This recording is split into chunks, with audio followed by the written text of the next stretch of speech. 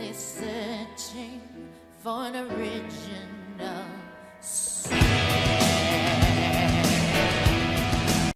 Hello everyone, are you jealous of my t-shirt? Well, now you can get it. We have a limited edition set of the Waifu Army t-shirt, so you can pick one up. But if t-shirts aren't your thing, we also have cute little stickers with ghosts and girls. We have lovely face masks to keep you healthy, and even mouse pads. We've got body pillows for you to snuggle up on, just gotta be careful of those knives, and even a digital comic. The link's in the description to our shop. Come by and see what we got. Now let's begin the episode, shall we? Bye, guys. Hey, everyone, and welcome back to more of The Letter. In a few steps, we're out, away from the commotion and the suffocating tension. I don't stay long with them, though. Even if I want to, Ashton's still somewhere in that crowd. I've got to go back for him, at least. No matter how much the idea of that alone sends an unpleasant twinge in my stomach. Hey, I gotta go back in there. Completely forgot my bag like an airhead, and I'll see if I can tag Ash on the way out. You'll be fine here, right, Hannah? Not to worry, dearie. I'll just be right here. Zach will be with you if you need anything. Besides, it seems Zachary can handle this without another person helping out. In fact, for some reason, I've got the strange impression I might be intruding on something if I elect to remain. Better to entrust this with someone she's comfortable with. And, though it might be a little inappropriate considering what has transpired, a smile worms its way to my lips as I leave. Good on them, I suppose? Chatter has exploded throughout the whole ballroom once I return. Worried murmurs, clicking of tongues, inappropriate gossip fills through the thick tension of the room. Most of them haven't even left the premises, and they're already talking about it. Tomorrow, it'll be on the news for sure, in every local broadsheet, and tabloid in Luxbourne. I guess broadsheet might be another way for newspaper? No wonder Luke's knee-deep in damage control. With the scandalous woman gone, as he has turned his attention on the media covering the events. Though, so far, he isn't faring well in the cleanup department. Now, people, we all know the drill. I'm sure you're all itching to get a start on those articles. Good thing Zachary isn't here. I can't imagine a man of his temperament dealing with someone like him. But if I read one word, see one picture about this come morning, even a single shot of the bloody wine glass the harlot held, you will all lose more than your jobs. Luke's diatribe goes on for another few minutes, after which he excuses himself out of the area. There's a brief lull, a reluctant pause, before the place comes astir again, but shortly the buzz returns. Dancers have once again taken to the floor, and their guests exited. Excited talk begins anew. But I couldn't care less about any of this now. Simply standing in the middle of it already gives me a headache. When the shock is faded, I just feel bone tired. I've accomplished nothing of what I've come here for, and apparently Ashton disappeared sometime during the commotion. I'm not sure what pisses me off more, that he ignored me the whole evening and might have just left without saying anything, or knowing he obviously has some other motives for being here. Can't he at least trust his own friends for that? He didn't have to hide it from me. It's the last straw. Well, I mean, if he's a detective, then yes, he does. No longer in the mood, I grab my bag and head out. More than ready to end the disastrous night as early as possible. As it turns out, the night isn't done with me yet. Because no sooner has the porter closed the door behind me, I find myself standing alone in the foyer with one Luke Wright. No sign of Hannah or Zachary. Just him and the agitated clicks his shoes make while he treads around the empty room. Away from the media's prying eyes and Their guest-judging stares. It's easy to glean how much this scandal has shaken him. Not to the point where he's utterly lost his composure. He appears to have mastered himself enough not to. But an ample opening is there for a nervous edge to show on the lines of his shoulders. What do you know?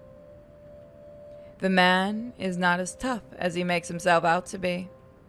Sure, I've seen this before, briefly, in that 1 second in the hallway at school.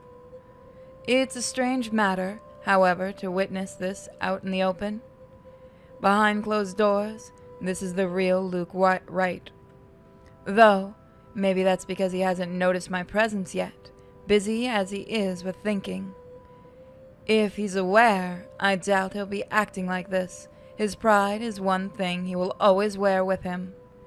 Even now, when I place a gentle hand on his shoulders, and he whirls around to face me, there's a second-long moment of anger flashing across his features before it dissolves into confusion.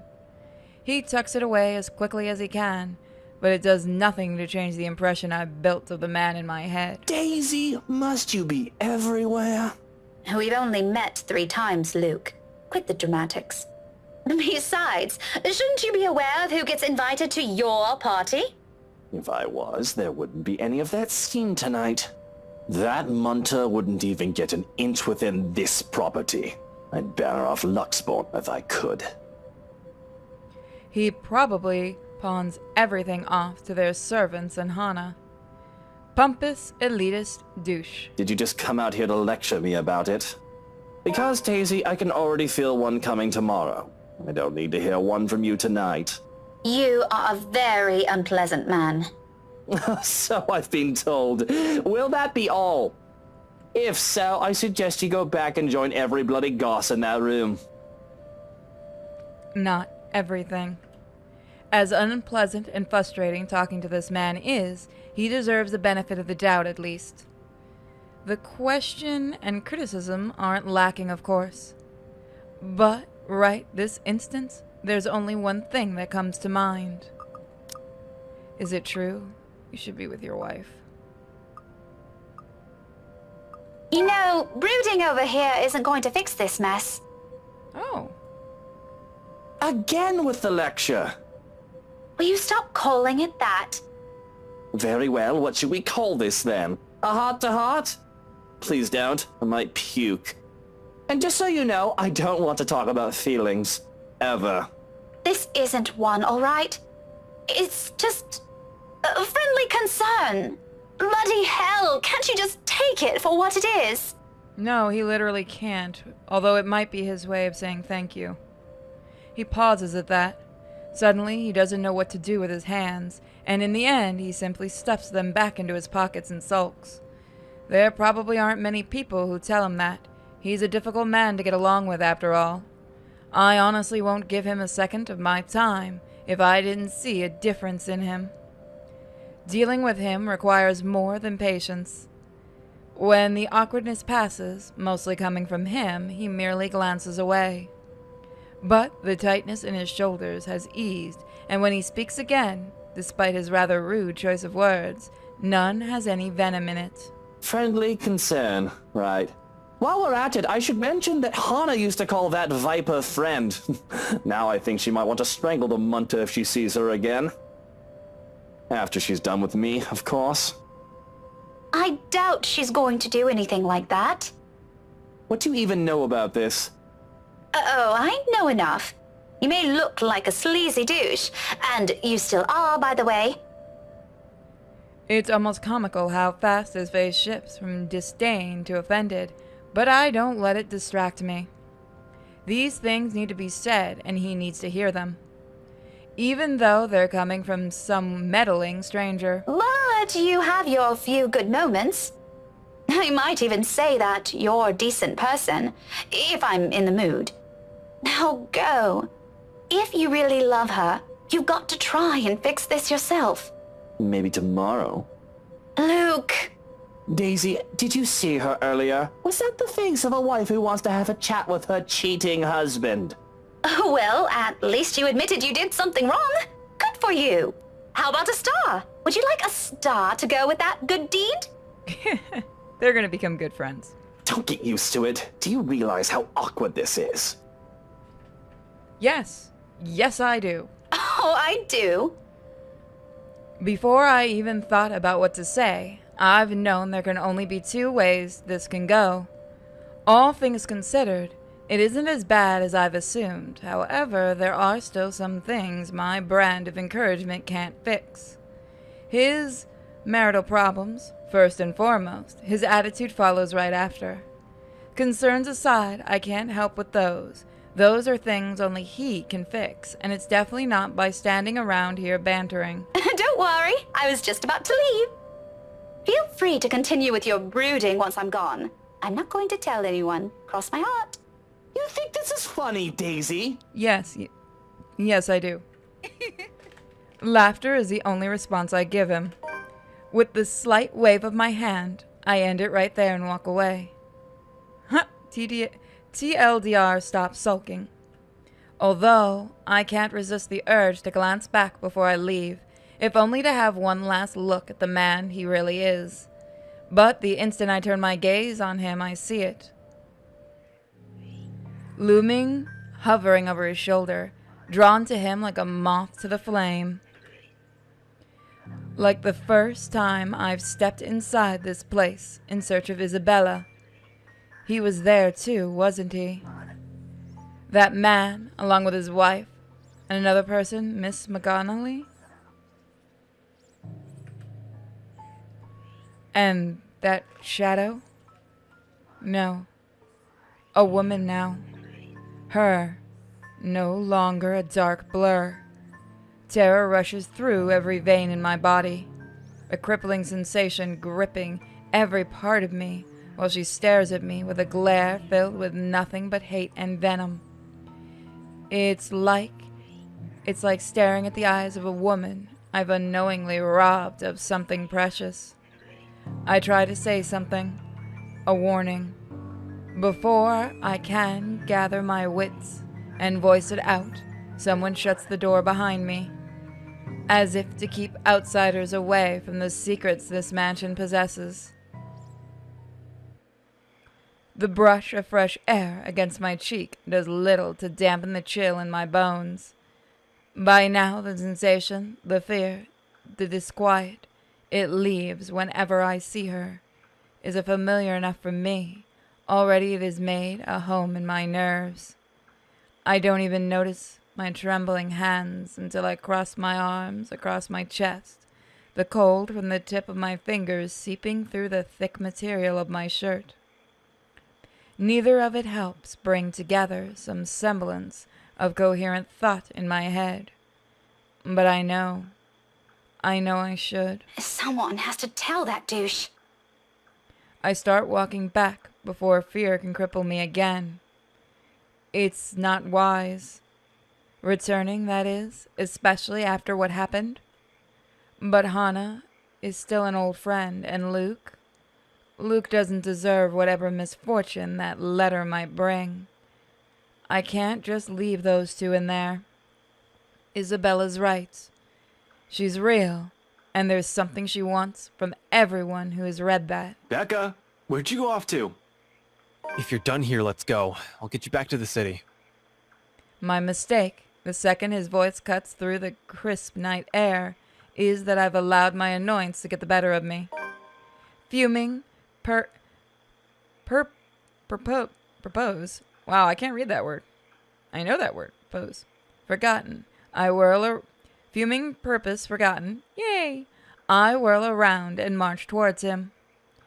One accusation after another piles up at the tip of my tongue, ready to be hurled at any moment. There's no hesitation holding me back when I fling it at him. That straight face he keeps as I do so doesn't help temper my anger either. It only makes me want to slap some more sense into him. Shouldn't I be the one asking you that? Becca, I've been waiting here the whole time. I told you I hate parties like... And before that, where have you been the entire evening? Right then and there, I might have forgiven him if he's shown some ounce of remorse for leaving me like that. Maybe he could have looked away, given me a sign that my assumption might be right. He doesn't even need to put them into words. A single gesture of confirmation is all I need. Rather, what I get is the same impassive look. He does that whenever he can't disclose anything. He does that whenever he's lying. In the face of it, amidst the thick tension of frustration, huff is the only thing I can summon. Be that way. Fine. Suit yourself. No more words. After everything I've seen and heard tonight, I'm already too exhausted for those. So, without speaking any further, I simply walk past him and stomp over his car. Although, before I can pull open the door, he calls out, one hand outstretched, a gentle weight on my shoulders. Wait, Becca. He pauses, his brow furrowing and lips curving into a slight frown. I can almost see the gears turning in his head while he tries to piece together everything he wants to say. But before, perhaps, I might have waited patiently for those. He's not a man fond of using words to express himself. More often than not, any gesture of honesty will only come out blunt and coarse when forced. But today, for one reason or another, I simply can't summon that forbearance. Ashton, if you're just going to waste my time again... Becca, listen. I don't know how else... That much is obvious. Why don't you just take the whole bloody night? Go on. I can wait until next year. Better yet, why don't you just keep it all to yourself like you always do? It's not like... Rebecca, will you hear me out first? The silence. I can offer him, but whether I'll believe what he's about to say is still up for debate. A very, very long debate. I honestly don't know how else to put this. I'm aware your parents have some kind of history with Hana Wright, and somehow you're friends with her. But you should stay away from these people for now, especially the husband. Who? Luke? His expression deepens into a scowl at my mention of the name, but whatever opinion he has, he doesn't immediately voice. Still, something about it has greatly displeased him, evident in this stiff note his tone assumes. Yeah, he's bad news. Okay. I want to know why. Care to explain your reasons? Oh. I've not mentioned it. I've not meant for it to sound as harsh as it does, but anger and frustration have never been a good match in me, particularly in nights like this. It's not surprising when Ashton jerks back as if I've struck him. For a fleeting moment, something akin to hurt darts across his features, his eyes narrowing and hands closing in tightly into a fist at his sides. Then swiftly he glances away and shifts his focus on the line of trees nearby, like an answer can be gleaned from the dark expanse. I'm really sorry, Becca. What is it for? For the party. The vague answer he continues to give.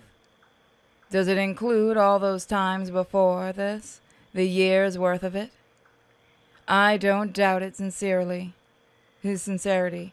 However, at the moment, the forgiveness he's asking isn't something I'm all too willing to hand, furious as I am. It's frankly a wonder how I can keep myself from raising my voice at him. We'll talk about this tomorrow. And you better have a proper answer for me by then. There's a brief hesitation before I step away. For a short moment of wanting to say more, of waiting if he has anything to add. He's only silent, eyes still trained at a distance. It is the last glimpse I see of him before I climb inside his car. If the door slams closed with the same force as the anger I'm holding, its sounds merely vanish into the night unnoticed. He follows soon after, and shortly we're on our way back to the city. Yet, even with the city's bright lights welcoming us, the dense, somber air from the mansion still lingers. The moon is almost at its heightest. Okay. By the time we reach Salemwell, even after our respective heads have cooled off, the atmosphere within the car remains rife with unspoken tension. This isn't a problem so easily fixed with a few handshakes. Quite frankly, I don't know what will. Ashton himself has no idea what to do when he alights and dawdles awkwardly in the middle of the car parked onshore. It almost seems like he's having an internal debate, whether he should say goodbye or mutter another apology. I could have driven him away, purely out of spite, the second I gotten off. Still, old habits die hard. It's late, and Ashton's flat is on the other side of the city.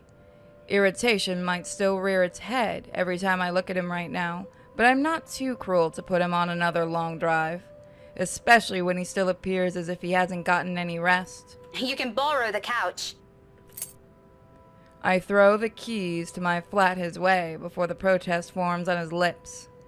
Although he catches it with ease, he eyes it with a weary expression and shoots a puzzled glance my way. You haven't been forgiven. We're still going to have that talk, believe me.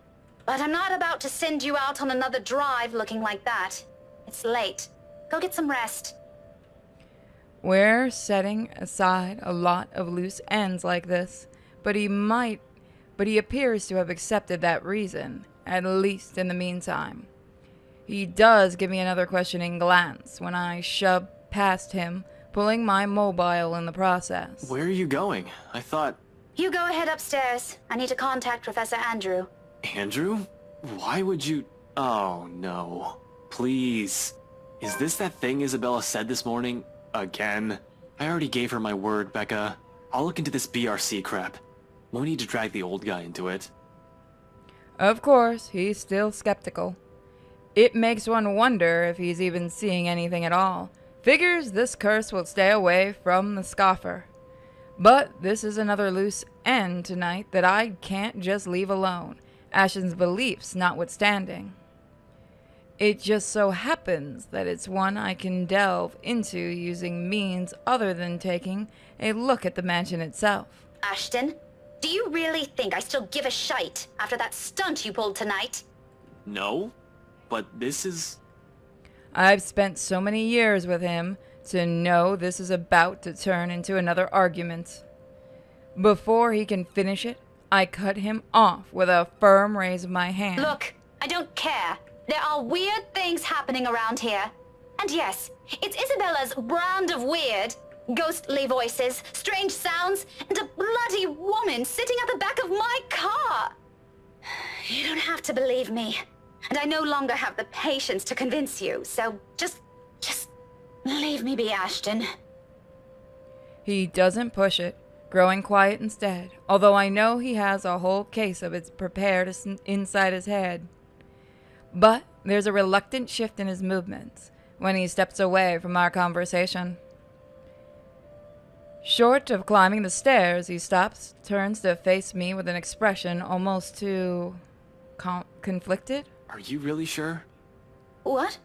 That there was something? That you've been, seeing things? Yes, I'm very, very certain. Now go, and you better not break anything in there. The last time I let you stay over, it was that statuette Belle gave me. You haven't even replaced that one.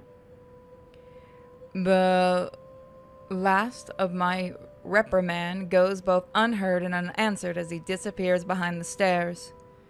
If things aren't as strained, he might have a quip or two about that, followed by light banter. Instead, for a long moment, I am left staring after him. There's something in the way he asked it that nags. Coupled with his expression, the whole exchange just feels unsettling. One that doesn't even fade as I gather my thoughts and shift my focus on another, even as I dial Professor Andrew's number. And that is when it clicks. During the long wait for the professor, One stray thought emerges from the unease. Ashton is not intended for his question to be a jibe. It's concern. For what, though? For my well-being? The letter's curse? The woman I mentioned? The answers for those will have to wait, however.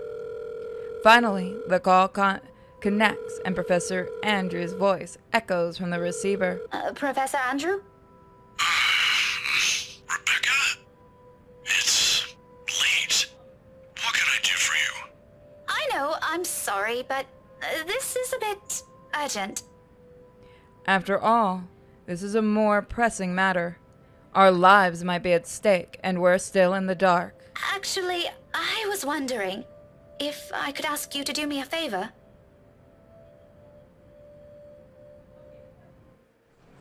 And that's where we're gonna end it. We'll continue more next time, guys. Thank you all for joining me. Please, if you're on YouTube, check out the links in the description. If you're elsewhere, hi. And I'll see you guys all later. Thank you for all your support. And I hope you guys pick up a Waifu Army shirt. Don't forget, if you're on YouTube, you can hit that membership button and join the Waifu Army. Bye, guys. Good night.